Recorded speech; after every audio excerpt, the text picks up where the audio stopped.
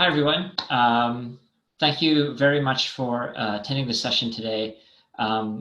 We're here to talk about Foundry's engagement with open source, and what we're really hoping comes out of this presentation is a different perspective, or at least a deeper perspective about how a major VFX tool vendor like Foundry actually works with open source, both in terms of delivering it to customers and internally, and also how we contribute things to the open source community.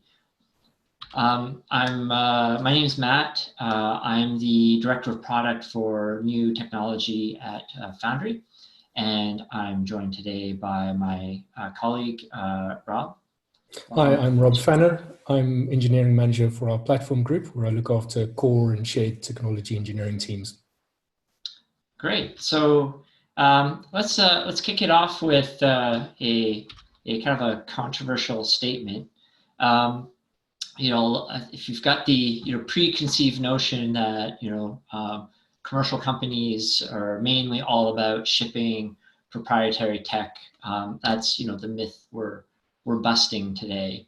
Really, Foundry has a very intimate and strategic relationship with open source at several levels. So that's kind of what we're going to talk about today in detail. But first, more importantly, is why does open source matter to Foundry? And that's really a question for us that we answer at two levels. The most important level for us, obviously, is for customers. That open source matters to our customers, and therefore it matters to us greatly.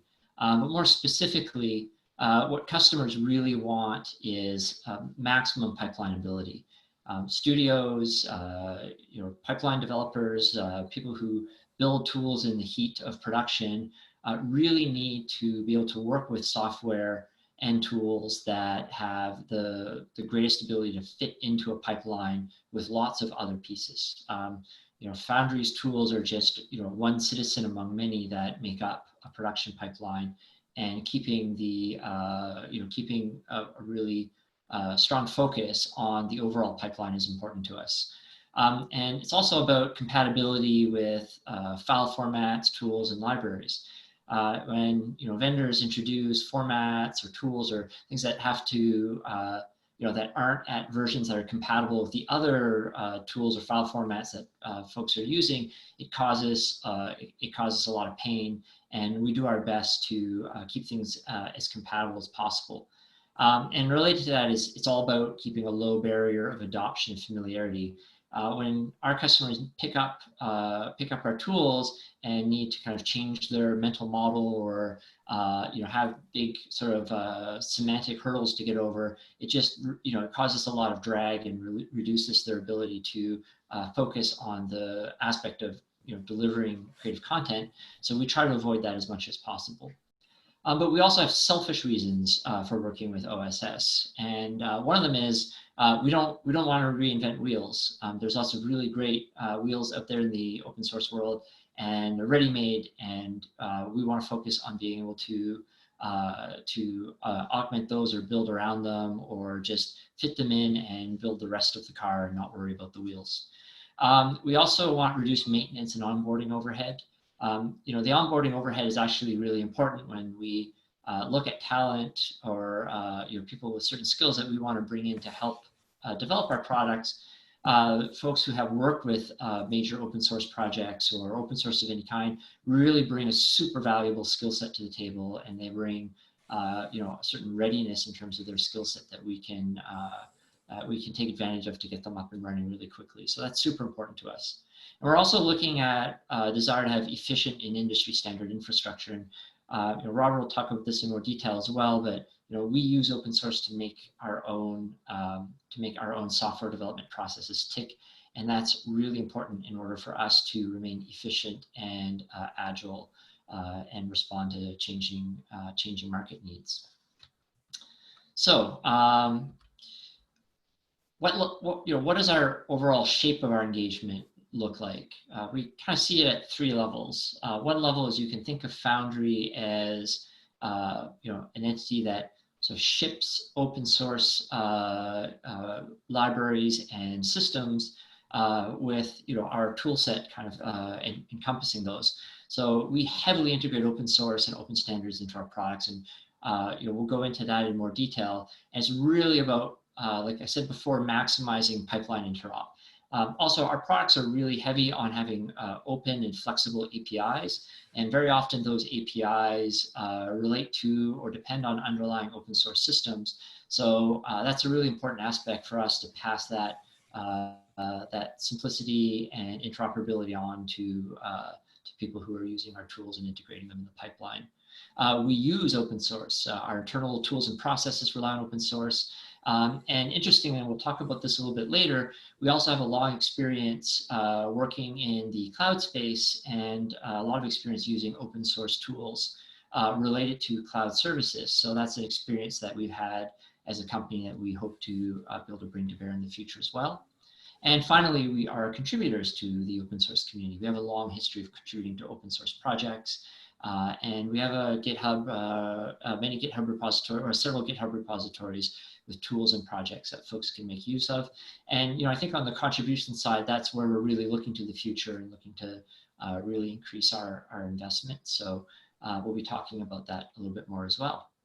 So I'll pass it on to Robert to talk a little bit about how we ship and use open source. So Robert, why don't you tell us a little bit about what goes into Foundry products? Right, so next slide, Matt. We use a lot of open source software. The slide here is just one of three of our desktop applications and a subset of the open source used in them, both in the production and that's finally shipped. When we look at the software as a service, sort of cloud, sort of neck of the woods, there's a lot more of these libraries and the font gets really small. So enough about that. Matt will continue on that later. Matt, next slide.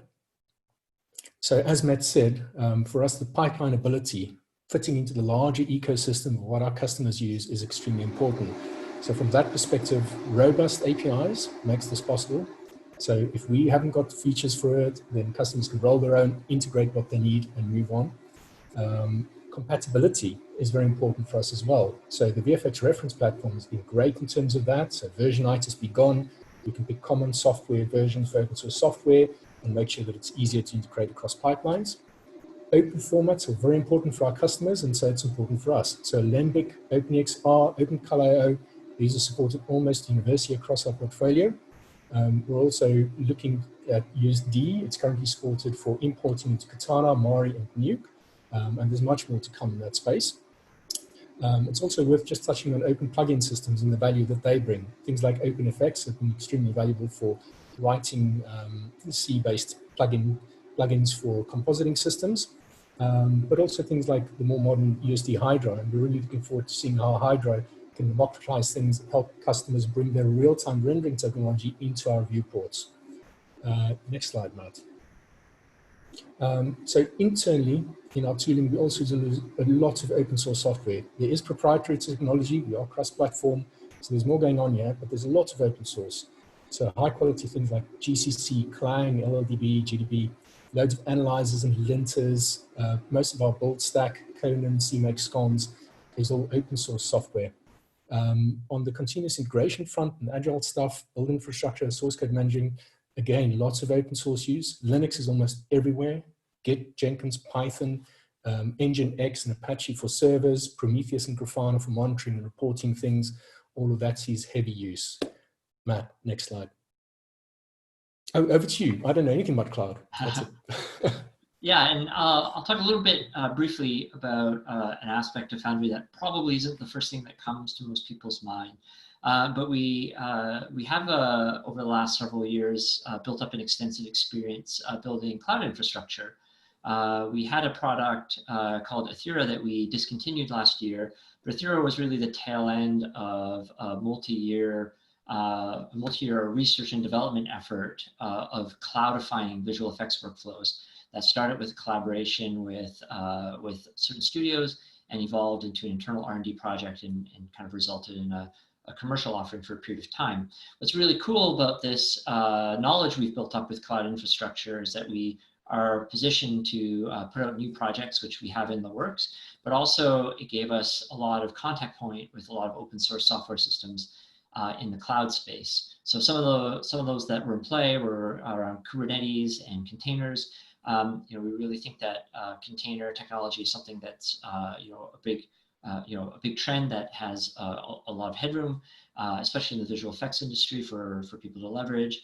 We worked with Golang and, you know, working with you know, Angular for front end, Golang for back end systems, and all of the interconnect that you need to build, deploy, and manage microservices. So Calico, Istio, all of the data plane stuff from Mongo, Cockroach, Elastic for, you know, log and log searching. And also open source systems to connect artists to remote virtual workstations. So we worked with Turbo VNC and NoVNC. One of the interesting aspects with this cloud technology is, you know, late last year, if you're, you know, following some of the going-ons in the cloud space, there's a bit of a, you know, like they're calling it the license wars in terms of some open source systems making their open source licenses more restrictive in the face of large cloud players coming in and offering them as managed services. So that's kind of an interesting trend that you know, we sort of got an eye on. But I will say that those systems being as open as possible was a huge accelerant to us and really helped us to build and deploy our cloud systems quite rapidly. So Robert, why don't you tell us a little bit about some of the challenges and benefits that we've had? Oh, okay. I wasn't realizing this would be in the deck. Anyway, so yeah, I mean, there's no such thing as a free lunch. Open source software is free, but there are niggles, licensing mismatches when you sort of want to use something, but you can't because the license doesn't match something else in your stack. That's something to be aware of. The ASWF shift towards using Apache 2 and Apache 2-like CLAs has been very helpful in terms of clearing legals and will continue to be helpful in that regard, I think. There's sometimes less developer support available in some of these libraries. If it's broke, you've got to fix it yourself. Abandonware is an issue with some libraries, so we're very fortunate to have the ASWF there to curate and be a guardian for VFX libraries. Variable quality, not all software is created equal, but thankfully there's plenty of like best-in-class open source software, and that's the ones we focus on. So, you know, it's probably true that commercial software shares similar challenges, right? Not all great and can be abandoned, things like that occur. But all in all, open source software is a very compelling proposition for Foundry. Yeah, and if you guys are following along the deck that we made available, this was a slide we removed, so you guys get a free bonus slide today. Right. Okay, so our contributions to open source, I mean, primarily we consume and we integrate and we ship open formats, things like that. But we've also contributed to some open source bits. So way back in 2004, we created OpenFX. We did some performance patches for Alembic in 179. In USD, I think even as back early, probably 0.7, we started looking at Windows porting so that we could use it as Katana viewport. And then finally shipped with the 0.8 version and contributed some of those patches back to Pixar for integration. USD plugins originally authored by Pixar for Katana and Mari, we adopted and upgraded those and now take over stewardship for them. Our research team recently made a machine learning server live that's also open source, and we're really looking forward to seeing what artists and customers can create using machine learning technology inside of Nuke. We're currently busy working on a shotgun plugin in conjunction with Autodesk. It's not quite out yet, but hopefully shipping soon. And then I guess par for the course is the odd patch to things like Qt, Mesa, Zinc, OpenEXR, USD. Next slide. Right, so I just wanted to touch on a subset of the things that we'll be working with in terms of open source in the coming months. This isn't everything, but just a few interesting ones to highlight. So as mentioned, definitely looking forward to more USD integration, deeper integration, building on top of what we already have. Also looking at doing Hydra on most of our viewports. There is a risk. I mean, USD is still rapidly evolving and improving, but there are, you know, the library facilitates us using one version and customers using another inside of our application. So we'll leverage techniques like that. We're also going to look more at material interchange formats in some of our applications. Customers have been able for years to use our APIs to take material, say, from Mari into Katana into their renderers. So it is a solved problem, but having those common interchange formats is valuable, is important. So we will be looking at Material X and USD Shade for that, for example. OpenColorIO is coming out with version 2 at some point soon. Obviously, that goes in conjunction with ACES upgrades. So I know lots of customers are looking forward to that. So we will be integrating as well. And then I just wanted to touch on our internal sort of development efficiency aspects. We have been using Conan for C++ package management. I know that tools like Res and BC Packaged are used by others, Res in the Linux predominant VFX industry. Nuke 12 is predominantly, all Conan based for third-party libraries. Katana was probably 90% third-party libraries was Conan managed. It only works currently inside of our ecosystem. There's some tech debt that we need to remove before we be able to share that more widely, but we're hoping to, if things go well, have something towards the end of the year. And then we're also working with Mesa Zinc technology crafted by the Collabora team. That'll help us do legacy OpenGL support while we move forwards with Vulkan and Metal on platforms like OSX. Next slide. Great.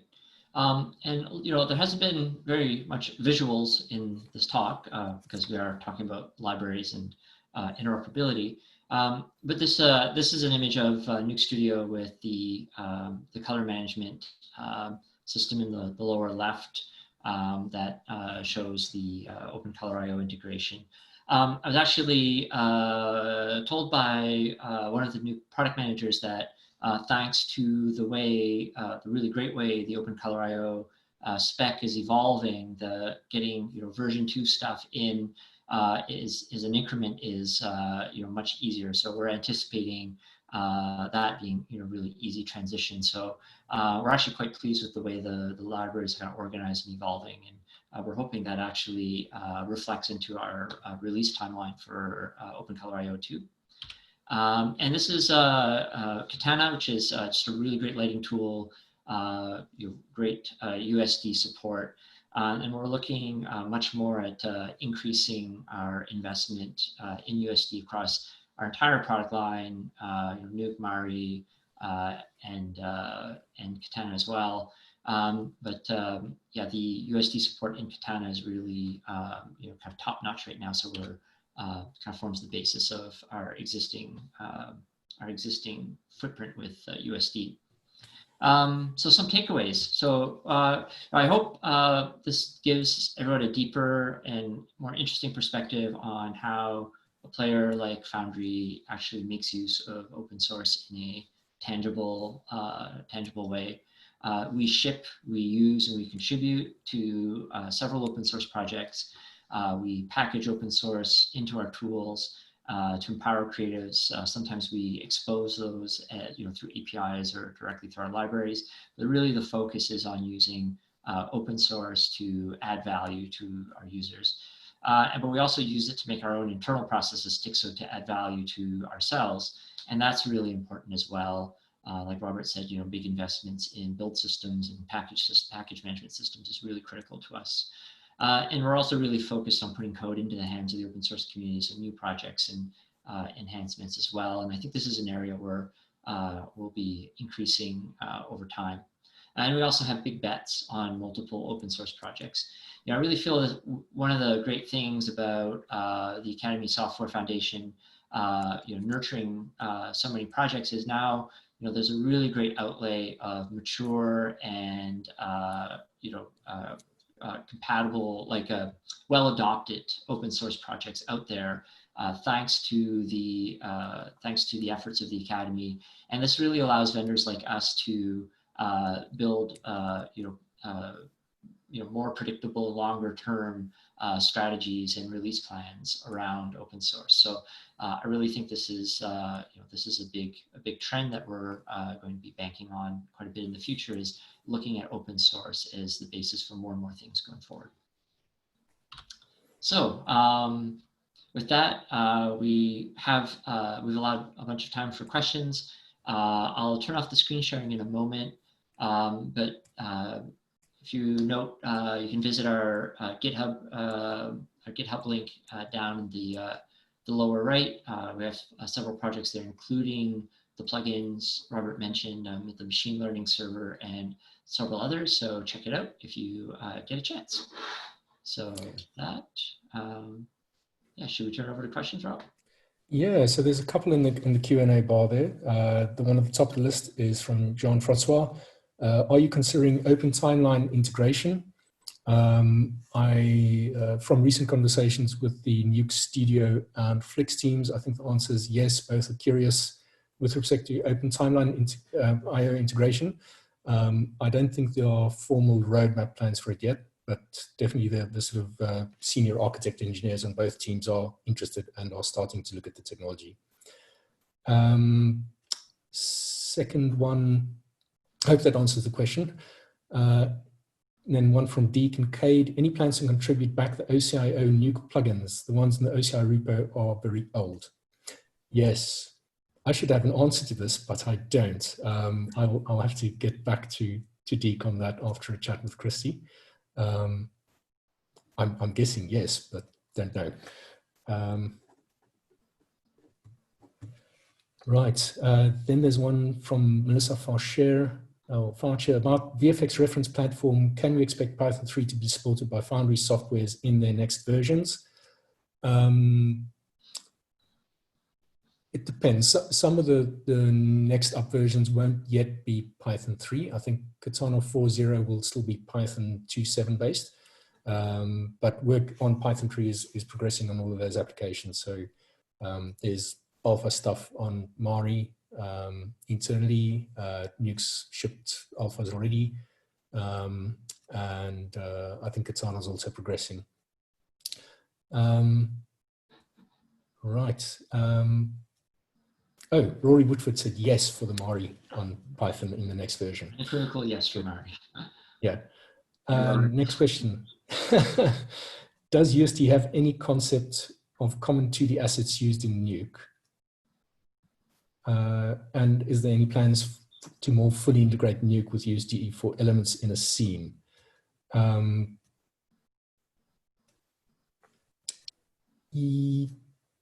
Don't know. I know that there's more work going on the yes from Peter Crossley. Great, hurrah! Supported by our team. Well done. Right.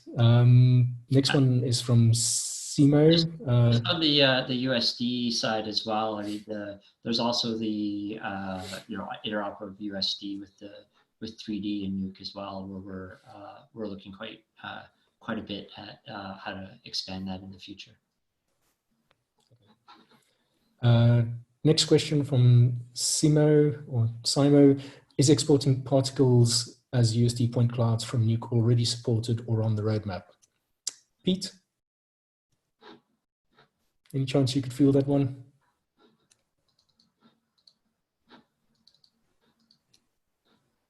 Give Pete a chance to answer there. Yeah, okay. Next one from Dmitro Korolov. I hear the Foundry plan to include more machine learning tools inside of future Nuke commercial version. Will Foundry continue to support the ML server after that? I guess this is a question for Dan Ring. I don't think we're looking to stop using the ML server, but there is certainly work on internal machine learning stuff as well. Yeah, we have several efforts using machine learning at a research level.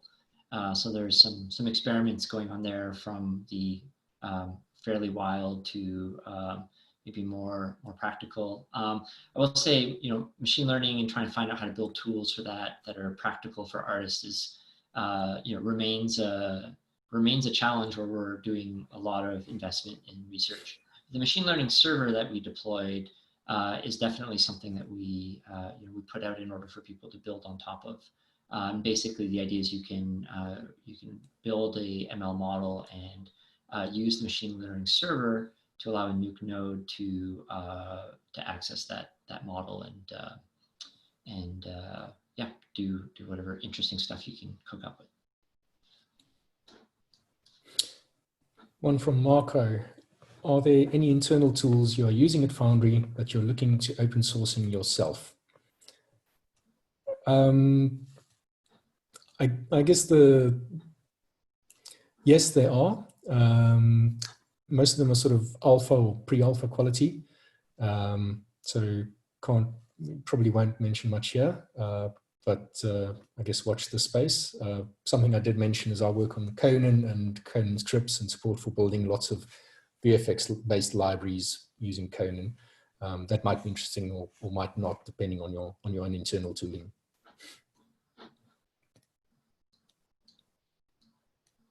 Cool. Great questions. Fantastic, and it's nice to hear all the curiosity about what we're doing around some of these projects in the future on VFX Reference Platform and some of those other tools that were mentioned. So it's really good. Quite welcome. So I don't see any more questions coming in. So wow, maybe we can wrap 3 minutes early. It's pretty tight. Great. Well, thank you everyone for the well thought out questions. You guys are, we really value your attention, and we hope you enjoyed the presentation. We hope it was interesting.